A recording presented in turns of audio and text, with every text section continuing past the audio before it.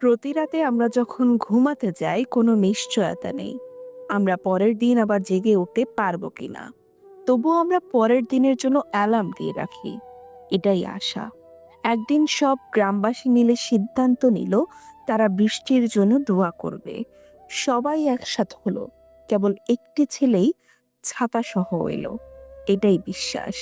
আপনি যখন কোনো শিশুকে শূন্যে ছুঁড়ে খেলা করবেন, তখন সে হাসতে থাকে। এর কারণ সে জানে আপনি তাকে আবার ধরে ফেলবেন। এটাই ভরসা। তাই সৃষ্টিকর্তার উপর সবসময় বিশ্বাস, ভরসা ও আশা রাখুন। কখনোই তার উপর নিরাশা হবেন না। মেয়েরা যখন কাঁদে তখন তারা মুখে হাত রাখে, আর ছেলেরা যখন কাঁদে তখন তারা চোখে হাত রাখে। এর কারণ বোধহয় এটাই যে মেয়েরা বেশি অপরাধ করে তাদের মুখ দিয়ে, অর্থাৎ তাদের কথার মাধ্যমে, আর ছেলেরা চোখের বদনজর দিয়ে। কে তোমার আগে আছে কে তোমার পেছনে আছে জীবনে সেটা গুরুত্বপূর্ণ নয়। গুরুত্বপূর্ণ হলো কে তোমার সাথে আছে আর তুমি কার সাথে আছো। সুন্দর শরীর অথবা মিষ্টি কথা শুনে কার ভেতরে কি আছে সেটা কখনোই বোঝা যায় না। তুমি ময়ূরকেই দেখো না, তাকে দেখে কে বলবে যে সে সাপ খায়? এই তিনটি জিনিস তোমার মধ্যে থাকলে তোমার পতন নিশ্চিত। নাম্বার ১ হিংসা, নাম্বার ২ অহংকার, নাম্বার ৩ মিথ্যা কথা।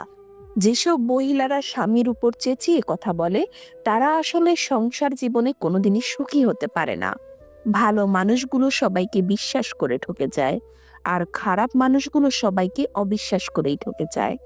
সবচেয়ে বেশি বিশ্বাস করা মানুষটা যখন বিশ্বাস ভেঙে দেয় তখন সত্যি নিজেকে খুব অসহায় বলে মনে হয়।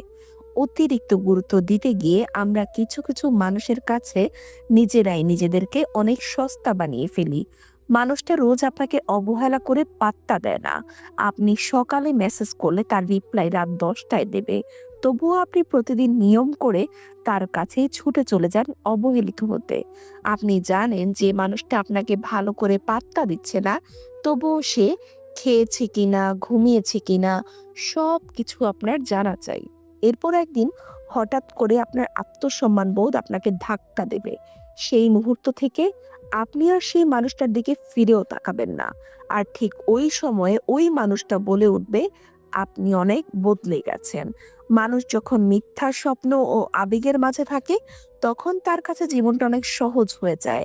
কিন্তু যখন সে বাস্তবতার মুখোমুখি দাঁড়ায় তখন সে বুঝতে পারে জীবনটা আসলে কত কঠিন।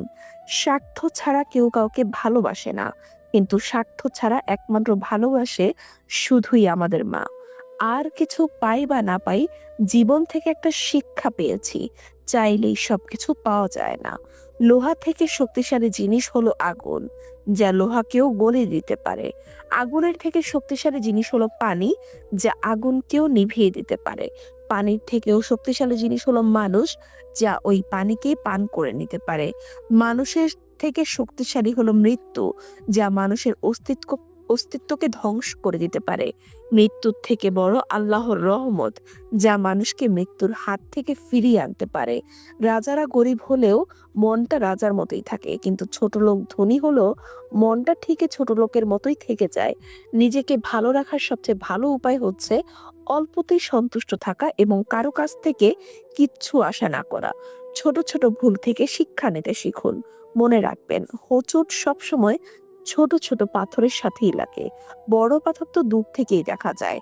নারীর যৌবনে বউ হয়ে আলাদা থাকার জন্য আন্দোলন করে, আবার সেই নারী বৃদ্ধ বয়সে এসে শাশুড়ি হয়ে একসাথে থাকার দলিল পেশ করে।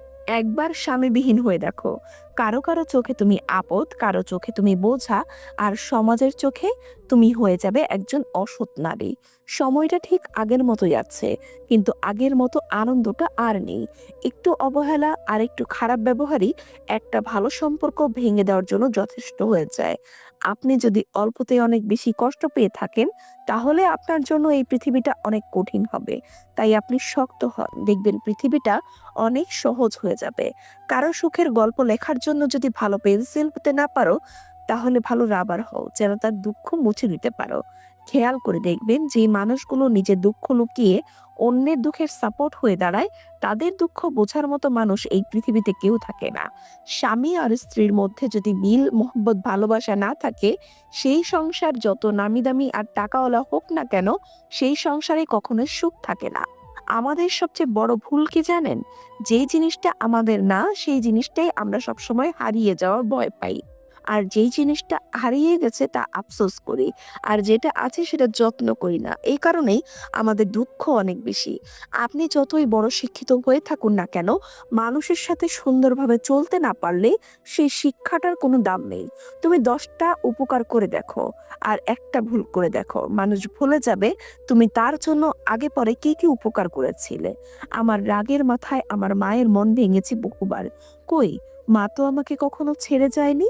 একটা অচেনা মানুষের সাথে কথা বলতে বলতে একসময় সে চেনা হয়ে যায়, কিন্তু কষ্টটা তখনই বোঝা যায় যখন এতটা সময় নিয়ে ধীরে ধীরে চেনা মানুষটা এক নিমিষেই অচেনা হয়ে যায়। 2 ধরনের মেয়েরা স্বামী ছাড়াও অন্য পরপুরুষের সাথে কিছু করে।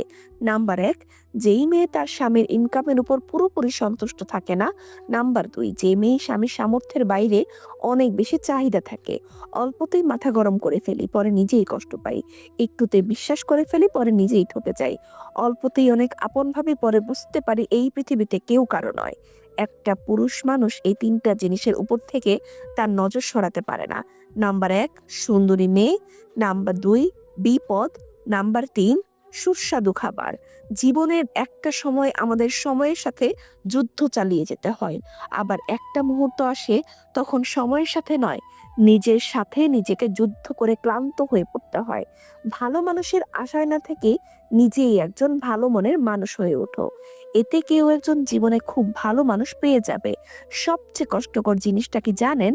ভালোবাসার মানুষটিকে জীবন সঙ্গী করে পেয়েও শেষ পর্যন্ত একসাথে থাকতে না পারা।